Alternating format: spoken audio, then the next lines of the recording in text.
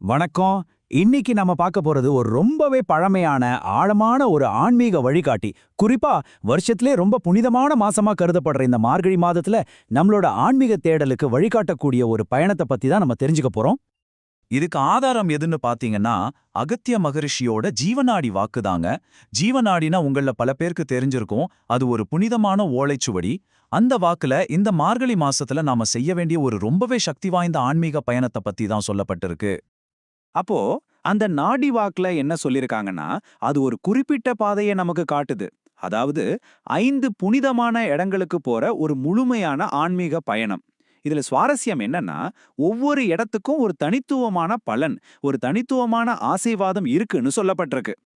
சரி, அப்போ அந்த 5 தலங்கள் என்னென்னு தெரிஞ்சுக்க ஆவலா இருக்கீங்களா? வாங்க, நாமளும் அந்த ஆன்மீக பயணத்தை மனதளவுல மேற்கொள்வோம். தேடல் உள்ளவங்களுக்காகவே வகுக்கப்பட்ட அந்த அற்புதமான பாதையில நாமளும் பயணிக்கலாம். நம்மளோட இந்த புனித பயணத்தோட முதல் நிறுத்தம் சொல்லவே தேவையில்ல, உலக புகழ் பெற்ற கோடிக்கணக்கான பக்தர்கள் தரிசிக்கிற திருமலை திருப்பதி தான். இந்த பயணத்தை இங்கிருந்து தொடங்குறதுக்கு ஒரு முக்கியமான காரணம் இருக்கு. அகத்தியரோட ஜீவநாடி வாக்குல முதல்ல இந்த தலத்துக்கு வரவங்களுக்கு ஒரு ரொம்ப சக்தி வாய்ந்த வாக்குறுதி கொடுக்கப்பட்டிருக்கு. ஆமாங்க, எதை மனசார வேண்டிக்கிறீங்களோ அது நிச்சயமா நடக்கும் அப்படின்னு அகத்தியரே சொல்றாரு.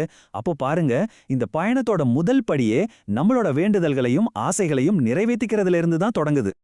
சரி, திருப்பதியில நம்மளோட வேண்டுதல்கள் எல்லாம் நிறைவேறிடுச்சுன்னு வச்சுப்போம். அதுக்கப்புறம் நம்ம பயணம் எங்க போகுது? நேரா அந்த ஆடல் வல்லான் பிரபஞ்சமே தாளம் போடுற நடராஜ பெருமான் இருக்கிற சிதம்பரத்துக்கு தான்.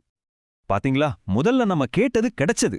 இப்போ அடுத்த கட்டமா அந்த இறைவனோட அருள ஆசிர்வாதத்தை முழுமையா பெறுவதை நோக்கி நம்ம பயணம் நகருது.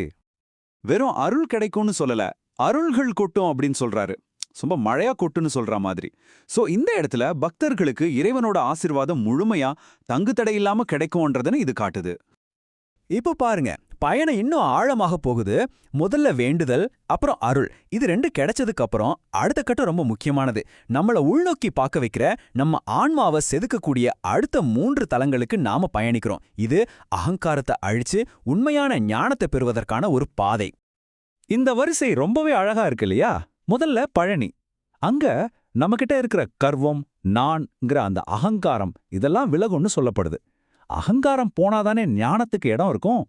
அதனால அடுத்ததா திருவண்ணாமலைக்கு போகும்போது அந்த அண்ணாமலையாரே நமக்கு உயர்ந்த ஞான எண்ணங்களை கொடுப்பாராம். இப்போ அகங்காரம் போச்சு, ஞானமும் கிடைச்சிருச்சு. கடைசியா எங்க போறோம்? காசிக்கு. அங்க அந்த ஞானத்தோட இறைவனோட பாதத்துல முழுசா சரணடைகிறோம். இது ஒரு சாதாரண மாற்றம் இல்லைங்க, ஒரு மனிதனை தெய்வீக நிலைக்கு உயர்த்துற ஒரு அற்புதமான பயணம். அப்போ இந்த 5 தலங்கள் வழியா போற இந்த பயணத்தோட முழுமையான அர்த்தம் என்ன? இதோட நோக்கம் என்ன? சுருக்கமா சொல்லணும்னா, இந்த முழு பயணமும் ஒரு முழுமையான ஆன்மீக வரைபடம் மாதிரி. சாதாரணமா நம்மளோட உலக ஆசைகள் நிறைவேறணும்னு ஆரம்பிச்சு படிப்படியா இறைவனோட அருளை பெற்று நம்ம அகங்காரத்தை அழிச்சு உண்மையான ஞானத்தை அடைஞ்சு கடைசியில அந்த இறைவன்கிட்டயே முழுசா சரணடைறது. இதுதான் அந்த பாதை. ஒரு மனிதனை முக்தியை நோக்கி வழி நடத்துற ஒரு தெளிவான வழிகாட்டி இது.